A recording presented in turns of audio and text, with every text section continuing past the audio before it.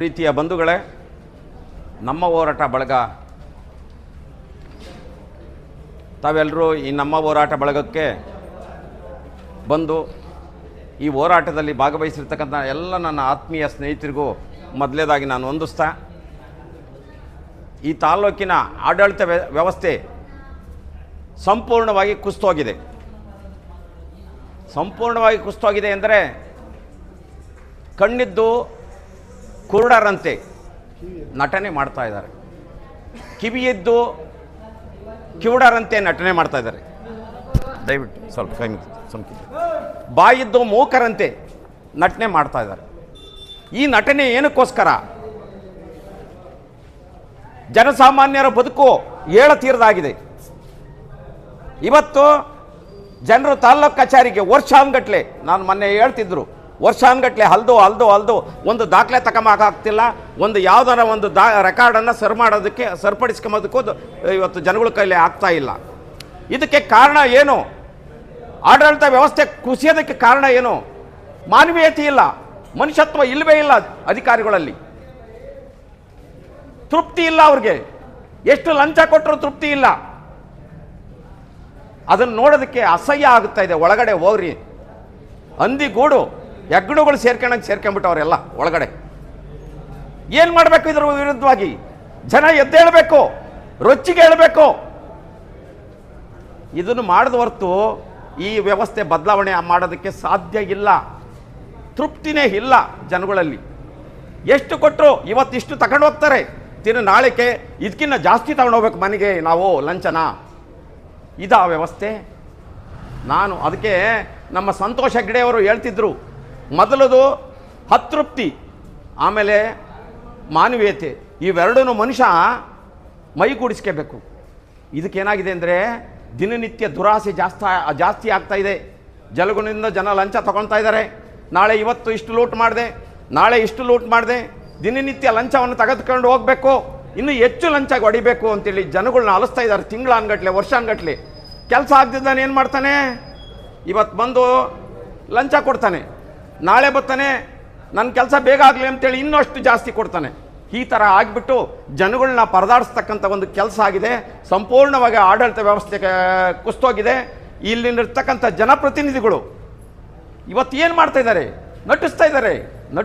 ನಾನು ಹೇಳಿದ್ನಲ್ಲ, ಕಣ್ಣು, ಮೂಗು, ಬಾಯಿ, ಕಿವಿ ಎಲ್ಲ ಇದ್ರೂ ಸಮೇತ ಇಲ್ದಾರಂತೆ ನಟಿಸ್ತಾ ಇದ್ದಾರೆ. ಈ ನಟನೆ ಏನಕ್ಕೋಸ್ಕರ? ಸಾಮಾಜಿಕ ಜನರ ಬದುಕು ನೆಟ್ಟಗಾಗುತ್ತಾ ಇದರಿಂದ ಸಾಧ್ಯ ಇಲ್ಲ. ನಾನು ಒಂದು ಘಟನೆ ಹೇಳ್ತೀನಿ ಕೇಳಿ, ಮಾನವೀಯತೆ ಅನ್ನೋದಕ್ಕೊಂದು ಘಟನೆ ಹೇಳ್ತೀನಿ ಕೇಳಿ. 2011ರಲ್ಲಿ ಹರೀಶ್ ನಂಜಪ್ಪ ಅನ್ನೋರ್ದೊಂದು ಆಕ್ಸಿಡೆಂಟ್ ಆಗುತ್ತೆ ರೋಡಲ್ಲಿ, ಗುಬ್ಬಿ ತಾಲೂಕಿನವರು. ಆಗ ಅವನ ದೇಹದ ಮೇಲೆ ಲಾರಿ ಹರಿದೋಗುತ್ತೆ. ಹೋದಂಥ ಸಂದರ್ಭದಲ್ಲಿ 2 ಭಾಗ ಆಗುತ್ತೆ. ಅಲ್ಲಿನ ಜನಗಳು ಬರೀ ವಿಡಿಯೋ ತಕ್ಕಂತಾರೆ, ಫೋಟೋ ಹೊಡ್ಕೊಳ್ತಾ ಇದ್ದಾರೆ. ಅಷ್ಟೇ ಹೊರತು ಅವ್ನು ನೀರು ಅಂತ ಬಡ್ಕೊಳ್ತಾ ಇದ್ದಾನೆ. ಯಾರೂ ಕೊಡಂಗಿಲ್ಲ, ಯಾರೂ ಕೊಡಲಿಲ್ಲ ನೀರು. ಆಂಬುಲೆನ್ಸ್ ಬಂತು, 2 ಭಾಗನ ಎತ್ತಿಬಿಟ್ಟು ಇದರಲ್ಲಿ ಏನು ಆಂಬುಲೆನ್ಸಲ್ಲಿ ಹಾಕ್ಕೊಂಡ್ಬಿಟ್ಟು ಹಾಕ್ಕೊಂಡ್ಬೇಕಾದ್ರೆ ಅವನು ಹೇಳ್ತಾ ಇದ್ದಾನೆ, ನನ್ನ ದೇಹದ ಮೊದಲು ಕಣ್ಣನ್ನು ತೆಗಿರಿ, ನನ್ನ ಕಣ್ಣನ್ನು ದಾನ ಮಾಡಿರಿ, ನನ್ನ ಅಂಗಾಂಗಗಳು ಯಾವ್ಯಾವ ಬರ್ತಾವೆ ಅವೆಲ್ಲ ತಗೊಳ್ರಿ ಅಂತೇಳಿ. ಅದು ಮಾನವೀಯತೆ ಅಂದರೆ, ಅದು ನಿಜವಾದ ಮಾನವೀಯತೆ. ಅದಕ್ಕೆ ಅವನು ಏನು ಮಾಡ್ತಾರೆ ಗೊತ್ತಾ? GTBನವರು ಮರಣೋತ್ತರ ಪ್ರಶಸ್ತಿಯನ್ನು ಕೊಡ್ತಾರೆ. ಅದೇ ಸಂತೋಷ್ ಹೆಗ್ಡೆ ಅವ್ರನ್ನ ಕರೆಸಿ ಮರಣೋತ್ತರ ಪ್ರಶಸ್ತಿ ಕೊಡ್ತಾರೆ. ಅವಾಗ ಕಾನೂನನ್ನು ಸಹ ಸ್ವಲ್ಪ ಬದಲಾವಣೆ ಮಾಡ್ತಾರೆ ಅವನ ಹೆಸರು ಮೇಲೆ. ಹರೀಶ್ ನಂಜಪ್ಪ ಅಂತೇಳಿ ಗುಬ್ಬಿ ತಾಲೂಕಿನವರು. ಇದು ಮಾನವೀಯತೆ ಅಂದರೆ. ಪ್ರತಿಯೊಬ್ಬರು ಈ ಮಾನವೀಯತೆಯನ್ನು ರೂಢಿಸ್ಕೋಬೇಕು, ಆಗಲೇ ಮಾತ್ರ ಸಾಧ್ಯ. ಈ ಅತೃಪ್ತಿ ಮತ್ತು ದುರಾಸೆ ಇದೆಯಲ್ಲ, ಇದು ಹೋಗ್ಲಾಡಿಸ್ಬೇಕು. ಇವತ್ತು ಈ ಸಮಾಜ ಅಧಿಕಾರಕ್ಕೋಸ್ಕರ, ಹಣಕ್ಕೋಸ್ಕರ ಈ ಸಮಾಜನ ಬಲಿ ತಗೊಂತೈತೆ. ಅಮಾಯಕರು ಅಲ್ಲಿಂದ ಬರ್ತಾರೆ, ಊಟ ಮಾಡಿರ್ತಾರೋ, ತಿಂಡಿ ತಿಂದಿರ್ತಾರೋ, ಅಥವಾ ಇಲ್ಲಿ ದಾಖಲೆಗಳಿಗೆ ದುಡ್ಡು ಕಟ್ಟಕ್ಕೆ ಏನಾದರೂ ಆಗುತ್ತೋ ಇಲ್ಲೋ ಗೊತ್ತಿಲ್ಲ. ಅವ್ರ ಕಷ್ಟ ತೀರದಾಗಿದೆ. ಜನಸಾಮಾನ್ಯರ ಬದುಕು ಭಾಳ ಚಿಂತಾಜನಕವಾಗಿದೆ. ಇದನ್ನು ದಯಮಾಡಿ ಇದನ್ನು ಯಾರು ಎಚ್ಚೆತ್ಕೊಂತಾರೋ ಅದು ಈ ಸಾಮಾಜಿಕ ವ್ಯವಸ್ಥೆಯನ್ನು ನಮ್ಮ ಕೈಲಿ ಸರಿಪಡಿಸೋದಕ್ಕಂತೂ ಕಷ್ಟ ಇದೆ. ಆದರೂ ನಾನು ಒಂದೇ ಒಂದು ಸಣ್ಣ ಉದಾಹರಣೆ ಹೇಳ್ತೀನಿ ಕೇಳಿ. ಒಂದು ಪಾಣಿ ತಗೊಂಬಕ್ಕೆ ನಾನು 1 ಅವರ್ ನಿಂತಿದ್ದೀನಿ. 1 ಅವರ್ ನಾನು ಪಾಣಿ ತಗೊಂಬಕ್ಕೆ ಅಂತೇಳಿ ಮೊನ್ನೆ ರೀಸೆಂಟಾಗಿ ಒಂದು 4-5 ದಿವಸದಿಂದ ಬಂದಿದ್ದೀನಿ. ಬಂದಂಥ ಸಂದರ್ಭದಲ್ಲಿ ನಾವಿದ್ದದ್ದು 3 ಜನ. 3 ಜನ ನಾವಿದ್ದಾಗ ಆ ಇಬ್ಬರಿಗೆ ಪಾಣಿ ಕೊಟ್ಟು ಆಕೆ ಪಾಣಿ ಕೊಟ್ಬಿಟ್ಟ ಮೇಲೆ ಸರ್ ನಿಮ್ದು ಏನು ಹೇಳ್ರಿ ಅಂದರು. ನಾನೇ ಮಾಡಿದೆ, ಆಯಿತು ಸರ್ವೆ ನಂಬರು ಗ್ರಾಮ ಹೇಳಿದೆ. ಆ ಗ್ರಾಮ ಹೇಳಿದಾಗ ತಕ್ಕೊಡ್ಬೇಕು ತಾನೆ, ತಕ್ಕೊಡ್ಲಿಲ್ಲ ನಮಗೆ. ಆವಾಗ ಅವ್ರು ಯಾರೋ ಬಂದವ್ರ ಜೊತೆ ಮಾತಾಡಿ ಸರ್ ಒಂದು ಸ್ವಲ್ಪ ಕಾಯಿರಿ ಹೋಗ್ತೀನಿ ಅಂತ ಹೋದರು. ತಿರ್ಗಾ ಅರ್ಧ ಗಂಟೆ ಆದಮೇಲೆ ಬಂದರು. ಅವಾಗ ಇದ್ದದ್ದು ನಾನೊಬ್ಬನೇ. ನಾನು ಆಯಮ್ಮ ಅರ್ಧ ಗಂಟೆ ಮೇಲೆ ಹೋದ್ಮೇಲೆ 4-5 ಜನ ಮತ್ತೆ ಪಾಣಿ ಬಂದರು. ಬಂದಾದಮೇಲೆ ಬಂತು ಆಯಮ್ಮ, ಏನಮ್ಮ ನಾನು ಅರ್ಧ ಗಂಟೆಯಿಂದ ನಿಲ್ಲಿಸಿದೀಯಾ, ದಯಮಾಡಿ ಪಾಣಿ ಕೊಡ್ತಾಯಿ ಅಂತ ನಾನು ಕೇಳಿದೆ. ಪಾಣಿ ಕೊಡ್ತಾಯಿ ಅಂತ ಕೇಳಿದಾಗ ಮೊಬೈಲ್ ಹಿಡ್ಕೊಂಡು ಆಟ ಆಡುತ್ತೆ ಹೊರತು ನನಗೆ ಪಾಣಿ ಕೊಡಲೇ ಇಲ್ಲ. ಅವನು ನೋಡಮ್ಮ ತಹಶೀಲ್ದಾರ್ ತಾಗಿ ಹೇಳ್ತೀನಿ, ನಾನು ಹೋಗಿ ಕಂಪ್ಲೇಂಟ್ ಮಾಡ್ತೀನಿ ಅಂತಂದರೆ, ಹೋಗ್ರಿ ತಹಶೀಲ್ದಾರ್ ತಾಗಿ ಕಂಪ್ಲೇಂಟ್ ಮಾಡಿರಿ ಅಂತೇಳಿ. ಇದು ಆಡಳಿತ ವ್ಯವಸ್ಥೆ. ನಾನು ಹೋಗಿ ತಹಶೀಲ್ದಾರ್ ಹತ್ರ ಕಂಪ್ಲೇಂಟ್ ಮಾಡಬೇಕು, ಒಂದು ಪಾಣಿ ತಗೊಂಬೋದಕ್ಕೆ. ಇದು ಆಡಳಿತ ಸಿಬ್ಬಂದಿ ಇದೆಯಲ್ಲ ಒಳಗಡೆ ಇರ್ತಕ್ಕಂಥದ್ದು, ಯಜ್ಞ ಮೇದಂಗೆ ಮೇಯ್ತಾ ಇದ್ದಾವೆ. ಈ ತಾಲೂಕು ಆಫೀಸು ನಿರ್ನಾಮ ಆಗೋವರೆಗೂ ಇವ್ರು ಯಾರೂ ಬಿಡೋದಿಲ್ಲ. ಇದು ವ್ಯವಸ್ಥೆಯನ್ನು ಯಾರು ಬದಲಾಯಿಸ್ತಾರೋ, ಜನಪ್ರತಿನಿಧಿಗಳು ಇವತ್ತು ಬದಲಾಯಿಸಬೇಕು. ಯಾಕೆ ಬದಲಾಯಿಸ್ತಿಲ್ಲ? ಯಾಕೆ ನಟಿಸ್ತಾ ಇದ್ದಾರೆ? ಜನಸಾಮಾನ್ಯರು ಬೀದಿಗಿಳಿದು ಹೋರಾಟ ಮಾಡೋವರೆಗೂ ಈ ವ್ಯವಸ್ಥೆ, ಈ ಒಂದು ಸಾಮಾಜಿಕ ವ್ಯವಸ್ಥೆ ಬದಲಾವಣೆ ಆಗೋದಕ್ಕೆ ಸಾಧ್ಯನೇ ಇಲ್ಲ. ಅದರಿಂದ ಜನಸಾಮಾನ್ಯರು ಈ ಹೋರಾಟಕ್ಕೆ ದಯಮಾಡಿ ನಾನೊಂದು ಮಾತನ್ನು ಕೇಳ್ತಾ ಇದ್ದೀನಿ, ದಯಮಾಡಿ ಕೇಳ್ತಿದ್ದೀನಿ. ಈ ಏನು ತಾಲ್ಲೂಕು ಕಚೇರಿ ದುರಾಡಳಿತ ಮತ್ತು ನಗರಸಭೆ ದುರಾಡಳಿತ ಇವೆರಡನ್ನು ಬದಲಾಯಿಸದ ಹೊರತು ನಮ್ಮ ಹೋರಾಟ ನಿಲ್ಲೋದಿಲ್ಲ. ನಾವು 4 ಜನ ಆಗಲಿ, ಜನರು ನಮಗೆ ಸಹಾಯ ಮಾಡ್ತಾರೋ ಗೊತ್ತಿಲ್ಲ. ನಾವು ಮಾನವರಾಗ ಕೊಟ್ಟಿದ್ದೀವಿ. ನಾವು ನಮ್ಮಲ್ಲಿರ್ತಕ್ಕಂಥ ಮನುಷ್ಯತ್ವವನ್ನು ಜನಗಳಿಗೆ ಕೊಟ್ಟಿದ್ದೀವಿ. ನಮ್ಮಲ್ಲಿರ್ತಕ್ಕಂಥ ಪ್ರೀತಿ ವಿಶ್ವಾಸವನ್ನು ಜನಗಳಿಗೆ ಕೊಟ್ಟಿದ್ದೀವಿ.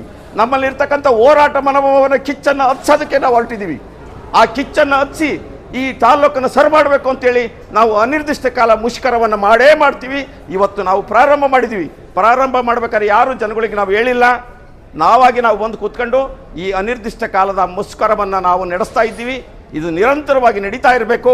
ಇಲ್ಲಿನ ಹೊಲಸನ್ನು ಹೊರಗಾಕಬೇಕು. ಮೊದಲು ಈ ಹೊಲಸನ್ನು ಹೊರಗಾಕಬೇಕು. ಇಲ್ಲಿನ ಬದಲಾವಣೆ ಆಗಬೇಕು. ಸಾಕಷ್ಟು ತಹಶೀಲ್ದಾರರು ಈ ಆಡಳಿತ ತಹಶೀಲ್ದಾರ್ ಈ ಸಿಬ್ಬಂದಿನ ಕಂಟ್ರೋಲಿಗೆ ತಗೋಕ್ಕಾಗಲ್ಲ.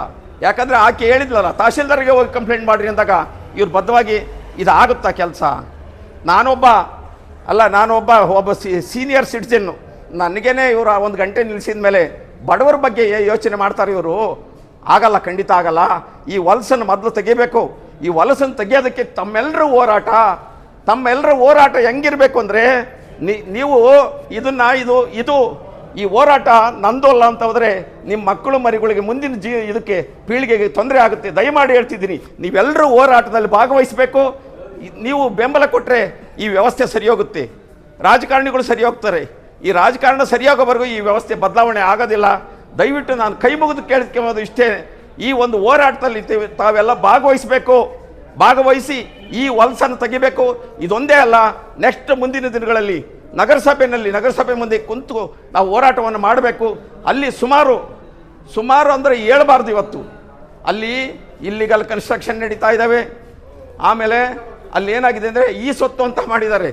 ಈ ಸೊತ್ತು ಅಂತೇಳಿ 4,000 ಚಿಲ್ಲರೆ ಅರ್ಜಿ ಇದ್ದಾವೆ. ಈ ಸೊತ್ತಿಗೆ ಅರ್ಜಿ ಬಂದಿರೋವು ಆಗಬೇಕಾಗಿರೋದು 18,000 ಚಿಲ್ಲರೆ ಇದೆ. ಏನು ಅದಕ್ಕೆ ಲಂಚ? ನೀವು ಕಮಿಷನರ್ ಮನೆಗೆ ಹೋಗ್ರಿ, ಗೊತ್ತಾಗುತ್ತೆ. ಬರೀ 2 ಚೇರ್ ಇಕ್ಕೊಂಡವ್ರು ಯಾರನ್ನ ಲೋಕಾಯುಕ್ತರು ಬಂದುಬಿಟ್ರೆ ನಿಮ್ಮನ್ನು ಇದು ಮಾಡ್ತಾರೆ ಅಂತ ಹರಿದಿರೋ ಪಂಚೆ 2 ಚೇರು ಇಟ್ಕೊಂಡ್ಬಿಟ್ರೆ, ನಾನು ಬಡವ ಅಂದ್ಬಿಟ್ರೆ, ನಾನೊಬ್ಬ ಕಮಿಷನರ್ ಆಗಿ ಜನಗಳಿಗೆ ಗೊತ್ತಿಲ್ಲದಂಗೆ ನಾಟಕ ಮಾಡ್ಕೊಂಡು ನಿಂತ್ಬಿಟ್ರೆ ಆಗುತ್ತಾ? ಇದನ್ನು ಜನ ನಂಬ್ತಾರ? ಇದನ್ನು ಇವತ್ತು ಅಲ್ಲಿ ಏನಾಗಿದೆ ನೋಡಿ, ಕಂಪ್ಲೀಟ್ ಲಂಚದಿಂದ ತುಂಬಿ ಹೋಗಿದೆ ನಗರಸಭೆ. ಈ ವ್ಯವಸ್ಥೆ ಸರಿ ಮಾಡೋರು ಯಾರು? ನಮ್ಮ ಜನಪ್ರತಿನಿಧಿಗಳು. ನೀವು ಯಾಕೆ ಜನಪ್ರತಿನಿಧಿಗಳು ಕೊಳಪಟ್ಟು ಇಟ್ಕೊಂಡು ನೀವು ಕೇಳಲ್ಲ? ಕೇಳಬೇಕು. ನೀವು ಧೈರ್ಯವಾಗಿ ಮುಂದೆ ಬನ್ನಿ. ನೀವು ಮುಂದೆ ಬಂದು ಜನಗಳ ಸಮಸ್ಯೆಯನ್ನು ಮುಂದೆ ಬಿಟ್ಟು ರಾಜಕಾರಣಿಗಳನ್ನ ನಿಲ್ಲಿಸಿ ನೀವು ದಯಮಾಡಿ ನೀವು ಬನ್ನಿ.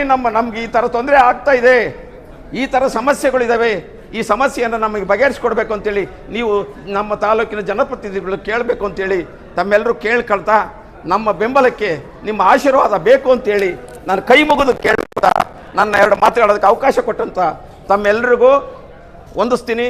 ಹಾಗೂ ನಮ್ಮ ಹೋರಾಟ ನಿಲ್ಲೋದಿಲ್ಲ, ಖಂಡಿತವಾಗಿ ಇದು ಹೋರಾಟ ಇರುತ್ತೆ. ಅದಕ್ಕೆ ತಮ್ಮ ಬೆಂಬಲ ಇರಲಿ ಅಂತ ಕೈ ಮುಗಿತೀನಿ.